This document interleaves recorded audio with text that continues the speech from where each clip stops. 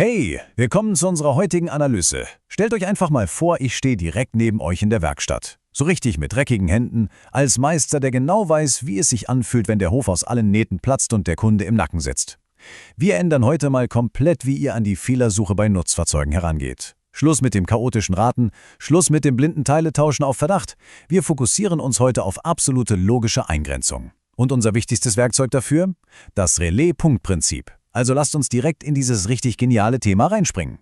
Suchst du noch oder findest du schon? Klingt jetzt vielleicht wie so ein blöder Werbespruch, aber das ist heute wirklich unser absoluter Kernpunkt. Seid mal ehrlich. Da steht eine riesige Maschine vor euch, macht keinen Mucks, der Bauleiter ruft schon zum 3. Mal an. Fangt ihr dann an, blind Teile zu tauschen und betet, dass es klappt? Oder habt ihr ein eisern strukturiertes System, mit dem ihr den Fehler systematisch einkreist und am Ende auch wirklich findet?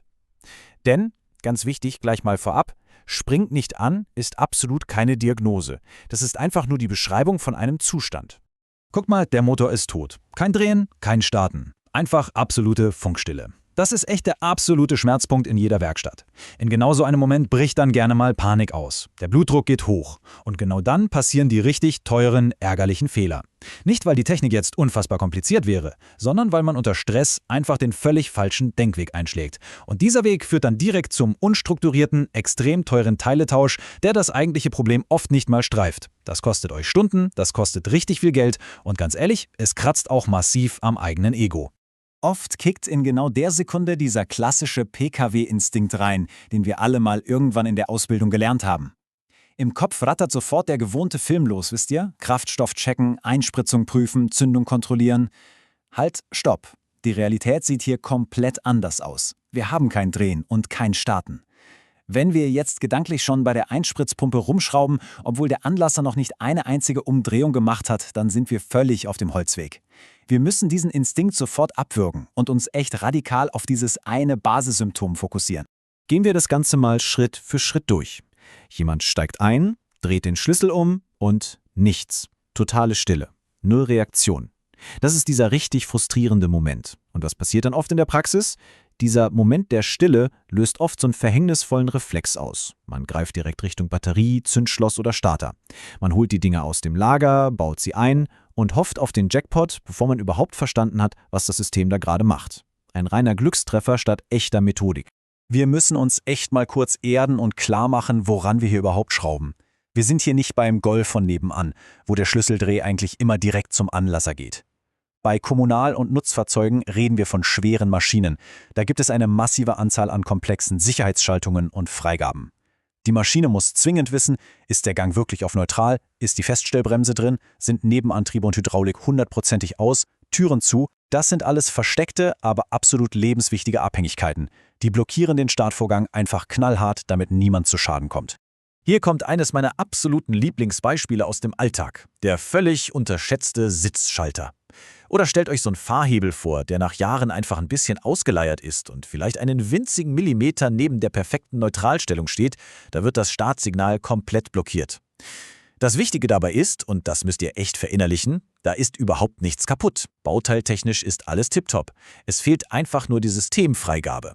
Wenn man das nicht im Kopf hat, sucht man sich dumm und dämlich und reißt völlig umsonst das halbe Armaturenbrett raus.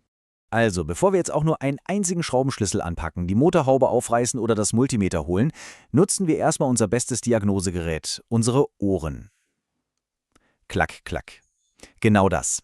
Das ist der erste, wichtigste akustische Diagnoseschritt überhaupt. Wir müssen der Maschine aktiv zuhören. Diese simplen Geräusche beim Schlüsseldrehen geben uns schon eine massive Eingrenzung des Fehlers, noch lange bevor wir auch nur einen Finger schmutzig gemacht haben. Schlüsseln wir dieses Klicken mal kurz auf. Hört ihr so ein leises, feines Release-Klack aus dem Sicherungskasten? Gut, dann arbeitet die Steuerung schon mal. Das Signal vom Zündschloss kommt also an. Hört ihr aber so ein lautes, metallisches Starterklack direkt vom Motorblock? Perfekt, dann geht das System in den Leistungsbereich. Der Steuer- und Relaisweg ist also intakt. Aber, und das ist jetzt eine richtig dicke, fette Warnung, wenn ihr 24 Volt oder von mir aus auch 12 Volt ohne Last messt, das bedeutet absolut gar nichts. Klar, im Stand sieht die Batterie super aus, Licht brennt, Radio läuft. Aber beim Startversuch, wenn da plötzlich hunderte Ampere fließen sollen, bricht das System komplett zusammen. Lasst euch von so einer reinen Spannungsmessung ohne Last bitte niemals täuschen. So, wenn jetzt gar nichts klackt oder wir das Ganze fast schon chirurgisch angehen wollen, kommt unsere Geheimwaffe ins Spiel, das Relais-Punkt-Prinzip. Stellt euch das wie so einen Kuchen vor. Der riesige, oft unübersichtliche Schaltplan ist unsere Landkarte.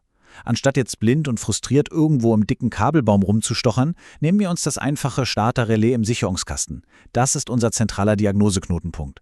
An diesem einen, super leicht zugänglichen Punkt können wir das hochkomplexe System quasi in einzelne, perfekt testbare Kuchenstücke schneiden. Das Relais ist nämlich kein dummes Stück Plastik. Das ist unser zentraler Verteiler, wie eine Kreuzung mit 4 ganz klaren Abzweigungen. Wir haben 4 Klemmen, also 4 logische Bereiche, die wir einfach abhaken können. Klemme 30 ist unser Arbeitsstrom, also der volle Saft direkt von der Batterie. Klemme 87 ist der Weg runter zum Starter, Klemme 86 ist unsere Steuerseite, da kommt der Befehl vom Zündschlüssel.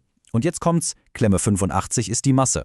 Und genau da hängen diese ganzen fiesen Sicherheitsschaltungen dran. Wenn wir das verstanden haben, hören wir auf, blind Kabel abzusuchen. Wir fangen an, den Fehler absolut messerscharf zu isolieren.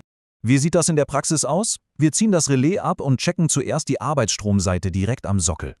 Hat Klemme 30 Unterlastspannung? Ja, super. Dann können wir Batterie, Sicherung und Hauptzuleitung geistig schon mal abhaken. Dann checken wir Klemme 87, den Weg zum Starter. Ist der Pfad elektrisch okay? Kein Kabelbruch? Dann ist der Arbeitsstromkreis safe. Als Profi kann man hier auch mal kurz, natürlich fachgerecht und abgesichert, brücken. Einfach um zu gucken, ob der Starter unten am Block sauber schaltet und dreht. Klappt das, haben wir quasi schon gewonnen. Der Muskel funktioniert, es fehlt nur der Befehl von oben. Gehen wir mal rüber zur Steuerseite Klemme 86. Da wollen wir ja das Startsignal vom Zündschloss sehen. Hier ein riesiger Praxistipp, der euch echt Verrenkungen erspart. Messt das Signal direkt unten am Relaisträger. Fangt bloß nicht an, sofort das Zündschloss auszubauen. Holt euch am besten einen Kollegen dazu. Der eine sitzt in der Kabine, dreht den Schlüssel auf Start und ihr messt gemütlich unten am Sockel. Signal da? Top. Dann ist der komplette, oft echt anfällige Weg vom Schlüssel bis zu unserem Knotenpunkt einwandfrei in Ordnung. Und jetzt kommt der Teil, den echt viele ignorieren. Klemme 85. Da brauchen wir Masse, damit das Relais anziehen kann. Aber bei Nutzfahrzeugen geht diese Masse fast nie direkt an die Karosserie. Nein, die läuft komplett durch unsere vorhin erwähnten Sicherheitssysteme. Sitzschalter, Gangsensor, Hydraulik. Gerade bei so älteren Kommunalkisten, die jahrelang im Salzbad auf der Straße waren, ist das extrem anfällig für Korrosion oder Kabelbrüche. Und das ist mega tückisch. Wenn da ein Fehler ist, erzeugt das so ein richtiges Geistersymptom. Es sieht aus und hört sich an, als wäre der Starter komplett hinüber. Dabei sagt das System eigentlich nur, hey, starten ist gerade viel zu gefährlich, mache ich nicht. Wer das nicht weiß, tauscht fröhlich teure Teile und der Fehler bleibt einfach da. Hier muss ich jetzt mal echt deutlich werden. Absolute Sicherheitswarnung. Wer dabei fehlender Masse an der Klemme 85 einfach ein Kabel zieht und die Masse dauerhaft brückt, nur um den Motor an den Start zu zwingen, Leute, der repariert nichts. Der schaltet mutwillig eine lebenswichtige Sicherung ab. Stell dir vor, der Radlader springt plötzlich mit eingelegtem Gang nach vorne. Das ist als dauerhafte Lösung absolut verboten und grob fahrlässig. So eine Brücke ist nur für uns als kurzfristige Diagnosehilfe im Stand, um mal kurz was zu testen. Danach muss der echte Fehler gefunden und repariert werden. Punkt. Ende der Diskussion. Fassen wir unsere Analyse mal ganz kurz und knackig zusammen. Wenn ihr weg wollt von diesem chaotischen Raten hin zur ruhigen, echten Profi-Diagnose, braucht ihr genau 3 Schritte. Erstens, isoliert das Fehlerbild. Ganz sauber. Springt nicht an, weil er nicht dreht. Zweitens, versteht die Architektur der Maschine. Vergesst PKW-Logik. Denkt an die Sicherheitssysteme. Und drittens, messt systematisch an unserem Knotenpunkt, dem Starter-Relais. So halbiert ihr den Fehlerkreis wirklich messerscharf. Und das bringt mich zur ultimativen Frage für euren nächsten Werkstatttag. Arbeitet ihr eigentlich noch gegen die Maschine, indem ihr einfach blind Teile drauf werft? Oder nutzt ihr endlich diese brillante Systemlogik, um den Fehler echt aufzuspüren? Wenn ihr dieses Relais-Punkt-Prinzip einmal drin habt, werdet ihr nie wieder blind suchen. Ihr habt dann alles, um richtig viel Zeit, teure Ersatzteile und vor allem jede Menge Frust zu sparen. Also geht da systematisch ran, versteht das System und werdet endlich vom Suchenden zum Findenden.